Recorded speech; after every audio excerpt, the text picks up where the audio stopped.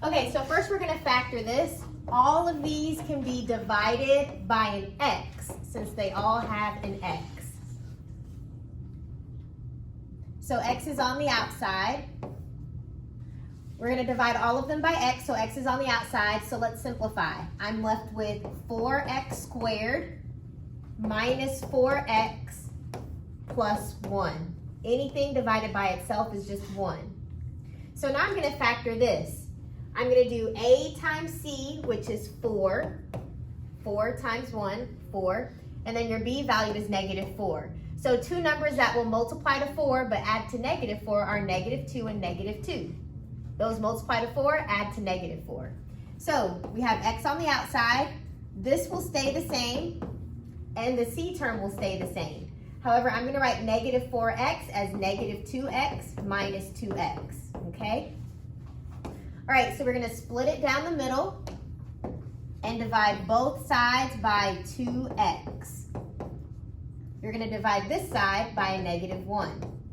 Whatever you divide by goes outside, so you're left with 2x minus 1 and 2x minus 1. Since these match, we know we did this correctly. If these don't match, then that means we divided wrong up here, okay? These need a match. So whatever matches is one of your factors, and what is on the outside is your other factor. And don't forget, we have this x that we pulled out at the beginning. So these are your factors. Now we're going to find the zeros. So you set this factor equal to 0, so that's x equals 0. That's one of your zeros. You set this factor equal to 0, and you solve it. You're going to add 1. Thank you. We're going to add 1 to both sides, so then you're going to divide by 2 next. So you get x is equal to 1/2. And you're going to get this answer right here as well. So since you're going to get this answer twice, that means this has a multiplicity of 2. Okay, so this x value, we set it equal to 0 and got 0. This one, we set it equal to 0, solved and got 1/2. And we'll get the same exact answer for this one. That's why this is multiplicity of 2. So whenever your multiplicity is even, that means it will be tangent. Tangent meaning it's just going to touch it but not go through it. Here, you just have one of these answers, so your multiplicity is 1. So when you graph it, x equals 0 is right here, and x equals 1/2, I'll call it right here.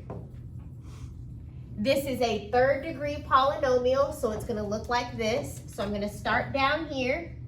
This is multiplicity that is odd, so you're going to go through that one.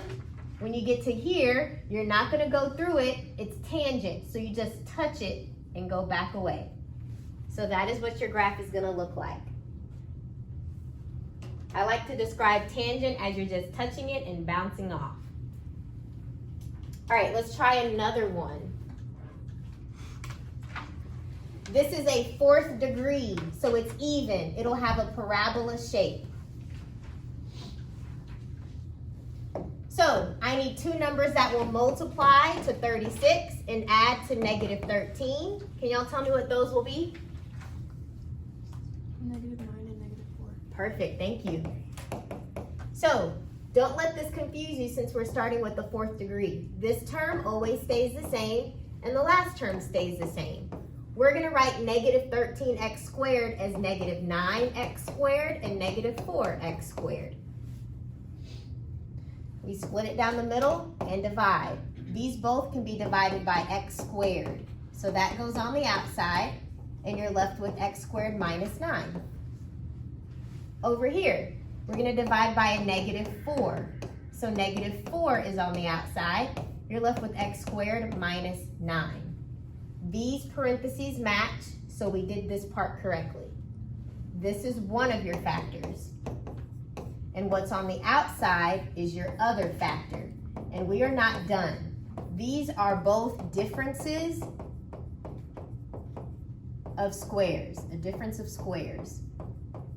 So if you square root this and square root this, you'll get x minus and 2 and an x plus 2. If you square root this and square root this, you'll get x plus 3 and an x minus 3. Okay? So these are your factors. Factors have parentheses and they're being multiplied. These are factors. If you want the zeros, you set each of these factors equal to 0 and you solve it. This one will give you a positive 2. This one will give you a negative 2. This one will give you negative 3. And this one will give you a positive 3. And if you graph it, remember, it's going to be a U shape. So we're starting up here and we're ending up here. You have one at negative 3, negative 2, positive 2, and positive 3. So here's your points. And you're going to go through each one of them. Because it's multiplicity of 1. There's only one answer for each one. These are all unique. Multiplicity of 1. 1 is odd, so you go through each of them. Okay, last example. They did the hard work for you. They already factored it. Now all you have to do is set this equal to 0 and get 2. Set this equal to 0. Solve it. You'll get, divide by 3, negative 7/3. That's this one. Set this one equal to 0. Solve it. Add 3. Then divide by 4. You get 3/4. All right, so these are your 3 zeros. Now let's talk about the multiplicity. You have this one twice, so that's multiplicity 2. You have this one 3 times, that's multiplicity of 3. And you have this one twice, that's multiplicity of 2. When your multiplicity is even, that means you are tangent to that x-intercept. That means you just tap it and keep moving. You don't go through it. You bounce off of it. If it's odd, you intersect it. You go through it. Intersect. All right, so let's graph it. You have a 0 at 2. You have a 0 at negative 7/3. And you have a 0 at 3/4. I'll put it right here. Okay, now let's count how many x's we have. You guys see how this one right here, these are my factors?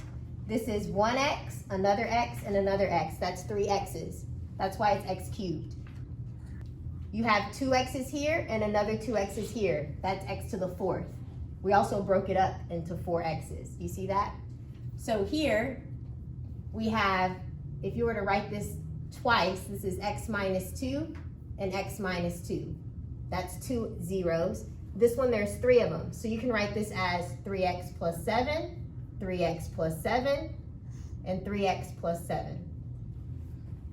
This one right here, you have 2 of them. So this is 4x minus 3 and 4x minus 3. Oh, so let's see. 1, 2, 3, 4, 5, 6, 7. This should be x to the 7, sorry. But it's still odd, so it's going to look like that. But that's how you find the x's. Great question. Thank you for asking that.